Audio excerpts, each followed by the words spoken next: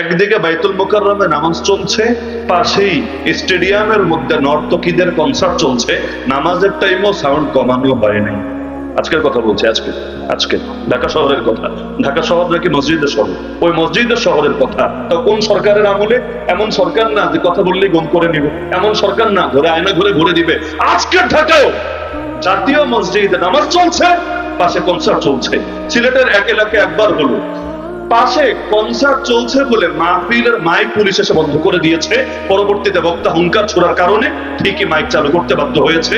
এরপর তো বিশাল আন্দোলন হয়েছে। এর চাইতে বড় লজ্জা একটা দেশের জন্য কি হতে পারে? এমনকি কোন কোন এলাকায় পূজার সময় ঝামেলাটা খুব হয়, সব জায়গায় না, কিছু কিছু এলাকায় হয়। ইন্ডিয়ায় তো নিয়মিত হয়।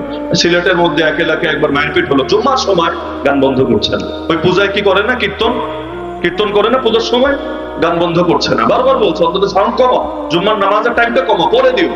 দিল না তো দিলই না। এদিকে নামাজ শুরু হলো, আর কিছু দুষ্ট ছেলে ঢিল ছুড়লো। নামাজের পর মুসল্লিরা প্রতিবাদে বের হলো, পুলিশ গণহারে গুলি করলো। একটা গুলিও কোনো হিন্দুর বুকে লাগে নাই, সবগুলো মুসলমানদেরকে গুলি করা হলো। এখানে শেষ হলেও চলতো। পরবর্তীতে ওই মসজিদের ইমামকে তার নিজের রুমে গলা কাটা অবস্থায় পাওয়া গেল। শহীদ আব্দুর রহমান মোগলাবাজির রহমতুল্লাহ আলাইহি। এখন থেকে না হলেও এটা আরো 7-8 বছর আগের কথা, আজও পর্যন্ত বিচার হয় নাই। এমনকি এই নামটাও হারিয়ে গিয়েছে, এই আলোচনাও সমাজ থেকে চলে গিয়েছে। এরপর মামলা হয়েছে, কয়েক হাজার মুসলমান এই মামলার গানি এখনো পর্যন্ত টানছে। অপরাধ কি? কেন তারা নামাজের টাইমে গানের বিরুদ্ধে অবস্থান নিয়েছে আর উল্টা ঢিল ছোড়ার কারণে কেন প্রতিবাদ করেছে? এজন্য সংখ্যালঘুর অধিকার রক্ষার নামে মুসলমানদেরকে এখনো হয়রানি করা হচ্ছে। আল্লাহ মাফ করুন। পঞ্চগড়ে যান, আজকে যান, গিয়ে দেখেন কাদিয়ানীদের বিরুদ্ধে প্রতিবাদ করার কারণে, মিছিল করার কারণে আজও পর্যন্ত এই সরকারের আমলেও কত হাজার মুসলমান সেই মামলার কারণে বাড়ি যেতে পারে না, ঠিক মতো ঘরে থাকতে পারে না। কাউকে ঢাকায় থাকতে হয়, কাউকে চিটাগাং থাকতে হয়। কেন? কাদিয়ানীর অধিকার রক্ষা করার জন্য এই মুসলমানদেরকে প্রয়োজনে দুনিয়া ছাড়া করতে তারা রাজি হয়ে গিয়েছে। আল্লাহ মাফ করুন। আমি মনে করি আমরা সবাই যদি অন্যায়ের বিরুদ্ধে এক হয়ে যাই, আগামীর বাংলাদেশ সোনার বাংলাদেশ হতে সময় লাগবে না ইনশাআল্লাহ। অন্যায়ের বিরুদ্ধে এক হতে পারবেন না ইনশাআল্লাহ। বিশেষ করে যুবকরা চেইন হয়ে যান, চেইন। সবাই এমন ভাবে ঐক্যবদ্ধ হয়ে যান যেখানে অন্যায় হবে আমরা একযোগে প্রতিবাদ করব। এরপর দেখে কোন বাপের বেটা আমাদেরকে বাধা দিবে। আমি মনে করি 10 লাঠি একের বোঝা, সবাই মিলে অন্যায়ের বিরুদ্ধে শক্ত হলে ইনশাআল্লাহ পুরো সমাজের চিত্র পরিবর্তন হতে সময় লাগবে না। আমরা চাইলে পুরো রাষ্ট্রকে, পুরো দেশকে একসঙ্গে পাল্টাতে পারবো না, কিন্তু নিজের গ্রাম, নিজের সমাজকে তো পাল্টাতে পারবো ইনশাআল্লাহ। না কেটাও পারবেন না। এই যে আজকের মাহফিলে যত লোক আছেন না, বিশ্বাস করেন আজকের মাহফিলে যত লোক আছেন, আপনারাই যদি খালি এক থাকতে পারেন, আপনারাই যদি এক থাকতে পারেন, এলাকার মধ্যে কোনো সামাজিক অন্যায়কে, সামাজিক আকাম কুকামরে আমরা প্রশ্রয় দেব না। আমি মনে করি অন্তত এলাকা পরিবর্তন হতে আর কিছু লাগবে না। খালি মুখের ওয়াজ দিয়ে সমাজ পরিবর্তন হবে? খালি মিষ্টি মিষ্টি কথা আর হাতের দোয়া দিয়ে সমাজ পরিবর্তন হবে না রে ভাই। বরং কথাও লাগবে, কাজও লাগবে, কথাও লাগবে, কাজও লাগবে। আমরা কথা বলার দায়িত্ব পালন করলাম, আপনারা কাজের দায়িত্ব নিজেদের কাছে তুলে নেন ইনশাআল্লাহ। পারবেন না ইনশাআল্লাহ? পারবেন না ইনশাআল্লাহ? আল্লাহ সবাইকে তৌফিক দান করুন। সর্বশেষ পয়েন্ট, আজকে সর্বশেষ পয়েন্ট, এই দুই প্রকার জিহাদ দিয়ে জিহাদের দায়িত্ব শেষ হবে না। আর এক রকম জিহাদ আছে, সেটা হলো নিজে যতই আরামে থাকতে চান, সুখে থাকতে চান, এক শ্রেণীর বাতিল আপনাকে থাকতে দেবে না। আল্লাহ নবীকে কেন গায়ে হাত তুলবে? কি অপরাধ ছিল নবীজির? বলেন। নবীর চাইতে ভালো আখলাক দুনিয়াতে কাজ ছিল। আজকে থাক, এটা আগামীতে কখনো বলবো ইনশাআল্লাহ। আপনাদের হয়তো পেটে ক্ষুধা লেগে গিয়েছে, আমি কিন্তু না খাওয়া এসে কিন্তু ডাইরেক্ট আমি স্টেজে উঠেছি। আমি কোনো চা বিস্কুট খাওয়ার বিরতি নেই। হুজুর বলেছিল মাদ্রাসায় বসবেন কিনা, আমি বললাম না, রাত অনেক হয়েছে, মাদ্রাসায় বসার দরকার নেই।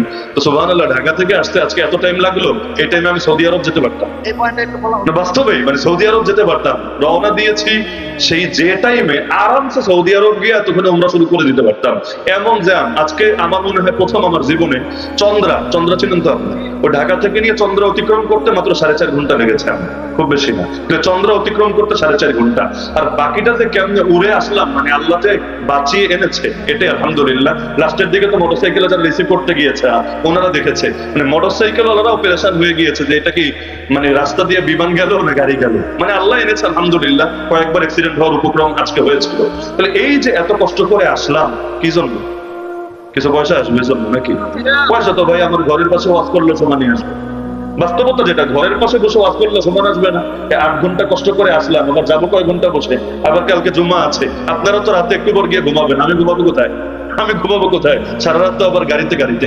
এরপরও কথাগুলো বলা শুধুমাত্র এই কারণে, একজন লোকের জিন্দগিতেও যদি পরিবর্তন আসে ইনশাআল্লাহ কিয়ামতের দিন আল্লাহকে বলতে পারবো, আল্লাহ এটাই পুঁজি, এটাই সম্বল, আর কি আছে জীবনে।